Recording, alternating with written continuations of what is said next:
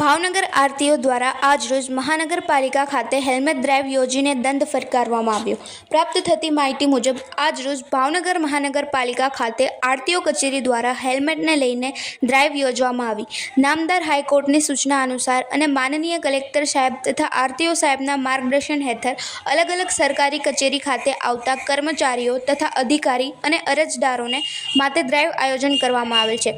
જેમાં આજરોજ ભાવનગર મહાનગરપાલિકા ખાતે આવતા કર્મચારીઓ તથા અધિકારીઓ અને અરજદારોની મોટર વાહન અધિનિયમ જબના દસ્તાવેજોની ચકાસણી કરી અને હેલ્મેટ કેમ્પ પહેરવું તે બાબતે આશ્વાસન આપવામાં આવ્યું અને જેમણે પણ હેલ્મેટ નથી કર્યું તેમને આરટીઓ દ્વારા દંડ ફટકારવામાં આવ્યો હતો.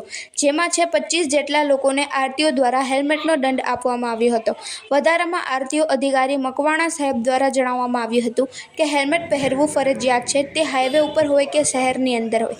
સંધિ જાગૃતિ ન્યૂઝ તંત્રી જાહિદ મદ્રાસ સાથે રિપોર્ટર ઇરફાન સોલંકી, ભાવનગર.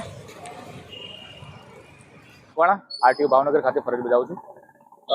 આજરોજ નામદાર હાઈકોર્ટની સૂચના અનુસાર તથા કલેક્ટર સાહેબ આરટીઓ સાહેબના માર્ગદર્શન હેઠળ અલગ અલગ સરકારી કચેરીઓ ખાતે આવતા કર્મચારી અધિકારીશ્રીઓ તથા અરજદારોને માટે ડ્રાઈવનું આયોજન કરવામાં આવે છે.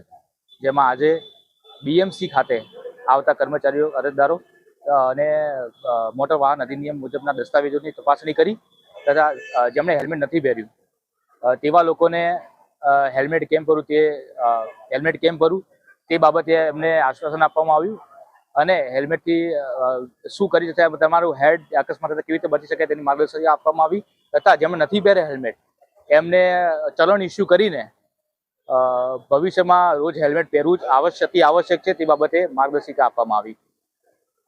તેમ આજરોજ બીએમસી ખાતે તમામ કર્મચારી અધિકારીશ્રીઓ તથા આવતા અરજદારો તમામને મોટર વાહન અધિનિયમ પ્રમાણે વાહન ચલાવવું એ તમામ બાબતની એમને આશ્વાસન આપી